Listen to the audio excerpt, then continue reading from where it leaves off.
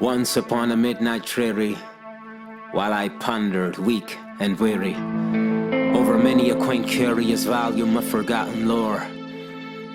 While I nodded, nearly napping, suddenly there came a tapping, as if someone gently rapping at my chamber door. "'Tis some visitor," I muttered, tapping at my chamber door. Only this and nothing more. Distinctly I remember, it was in a bleak December, and each separate dying ember wrought its ghost upon the floor. Eagerly I wished tomorrow, vainly I had sought to borrow from my book surcease of sorrow, sorrow for the lost Lenore, for the rare and radiant maiden whom the angels name Lenore, nameless here forevermore.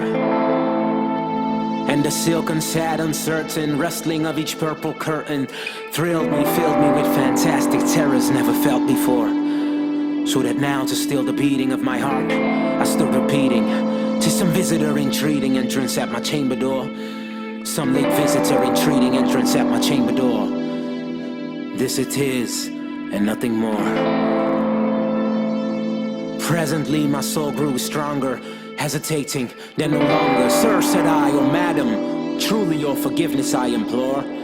But the fact is I was napping, and so gently you came rapping, and so faintly you came tapping at my chamber door, that I scarce was sure I heard you here. I opened wide the door. Darkness there and nothing more. Deep into the darkness peering, long I stood there wondering, fearing, doubting, dreaming dreams no mortal ever dared to dream before. But the silence was unbroken, and the stillness gave no token, and the only word there spoken was the whispered word, "Lenore." This I whispered, and an echo murmured back the word Lenore. Merely this, and nothing more. Back into the chamber turning, all my soul within me burning. Soon again I heard a tapping somewhat louder than before. "Surely," said I, "surely that is something at my window lattice. Let me see then what thereat is, and this mystery explore. Let my heart be still a moment, and this mystery explore. It is the wind, and nothing more."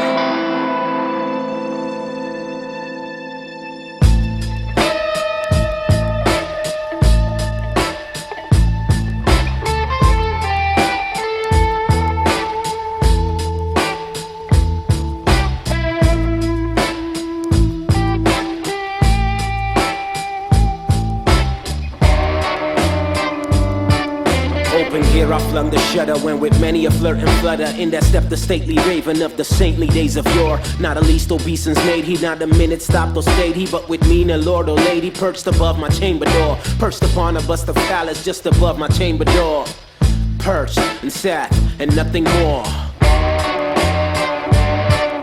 Then this ebony bird beguiling my sad fancy into smiling by the grave and stern decorum of the countenance it wore. Though thy crest shorn and shaven, thou I said art sure no craving, ghastly grim and ancient raven wandering from the nightly shore. Tell me what thy lordly name is on the night's Platonian shore.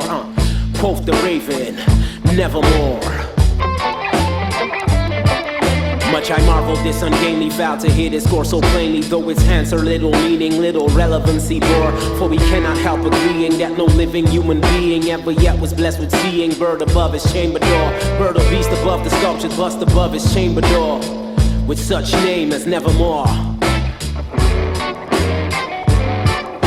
But the raven sitting lonely on the placid bus spoke only that one word, as if it's all in that one word he did outpour. Nothing further than he uttered, not a feather than he fluttered, till I scarcely more than muttered, "Other friends have flown before. On the morrow you will leave me like my hopes have flown before." Then the bird said, "Nevermore." I remember the day she left me, look into my heart and the way she left me. Is it my own fault? Is it okay she left me? In an empty house, only pain she left me with. Ever since the day she left me, angel of death, come take me back, please. Why, oh, kill me, oh, please, come back. Startled at the stillness broken broken by reply so aptly spoken. Doubtless said I what it others is its only stock in store. Call from some unhappy master whom unmerciful disaster followed fast and followed faster till his sons one burden more. Till the dirges of his hope that melancholy burden bore of never, never more. But the raven still beguiling all my sad soul into smiling. Straight I wheel the cushioned seats in front of bird and busting door. Then upon the velvet sinking I betook myself to Lincoln. Fancy unto fancy thinking what this ominous bird of yore, what this grim ungainly ghastly gaunt and ominous bird of yore meant in croaking nevermore. This I sat engaged in guessing, but no syllable expressing to the foul whose fiery eyes now burn into my bosom's core. This and more I sat divining, with my head at ease reclining on the cushion's velvet lining that the lamplight loaded for, but whose velvet violet lining with the lamplight loaded for she shall press nevermore. I remember the day she left me, look into my heart and the way she left me. Is it my own fault? Is it okay she left me in an empty house? Only pain she left me with. Ever since the day she left me, angel of death, come take me back, please. Why you kill me, oh please come back. Damn the thought that acquiescence, a perfume from unseen senses, swung by seraphim whose footfalls tinkled on the tuffle floor. Wretch I cried I got had lengthy by these angels that sent thee respite and offense from my memories of Lenore. Quaff this kind of fancy and forget this lost Lenore. Quoth the raven, nevermore. Prophet said I think of evil, prophet still if bird or devil, where the tempter sent or where the tempt is tossed the air ashore. Desolate yet all undaunted on this desert land enchanted, on this home by horror haunted. Tell me truly I implore, is there bombing Gilead? Tell me I implore. Quoth the raven, nevermore. Prophet said I think of evil, prophet still if bird or devil, by the heaven that bends above us, by that God we both adore. Tell this soul with sorrow laden, if within this distant maiden, it shall clasp a saintly maiden whom the angels name Lenore. Clasp a rare and radiant maiden whom the angels name Lenore. Quoth the raven, nevermore.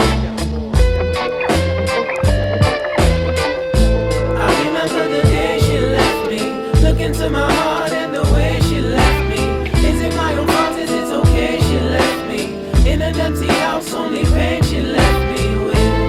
Ever since the day she left me, angel of death, come take me back, please. Why you kill me, oh please come back. Be that bird, I'll sign of parting, bird or fiend I swooped up starting. Get thee back into the tempest and the night's Plutonian shore. Leave no black plume as a token of that light out soul that's spoken. Leave my loneliness unbroken, quit that bust above my door. Take thy drink from out my heart and take thy form from off my door. Quoth the raven, nevermore. And the raven never flitting, still is sitting on the pallet bust of palace just above my chamber door. And his eyes have all the seeming of a demon's that is dreaming, and the lamplight o'er him streaming throws a shadow on the floor. And my soul from out the shadow that lies floating on the floor shall be lifted nevermore.